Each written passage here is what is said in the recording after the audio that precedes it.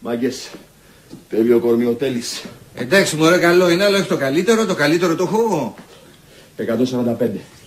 Μάγκες, αράχτε. Την καλύτερη, την τέλεια, τη θεϊκή περιφέρεια την έχει ο Τέλης με 67 πόντι. Ναι, αλλά το καλύτερο στήθος το έχω εγώ. Να δω. Εγώ διαφωνώ τελείως με αυτή την επιφανειακή εκτίμηση του όρου και της έννοιας άντρας. Αυτό που μετράει είναι η καθολική προσωπικότητα του ατόμου. Μάγκες, αράχτε στα κυβικά σας, δεν σας παίρνει. Δεν γεννήθηκε πιο ωραίος, πιο περιζήτητος και πιο τέλειος άντρας από τον Τέλη. Ο Τέλης είναι τέλειος. Τελή. Έμαθα ότι θα αναμετρηθείς με τους μηνύτες για το τίτλο του καλύτερου γκόμενου. Ναι, μωρέ τα φλόρια, θέλουν να τη βγούνε στον Τέληνα. Τελή. Τον τίτλο αυτό πρέπει να τον κερδίσεις εσύ πάση θυσία και εγώ θα σε βοηθήσω με το αζημίωτο. Δηλαδή. Θέλω να μου φέρνεις κάθε μέρα από ένα μανεκέν. Έχω μορφύνει πολύ τώρα τελευταία.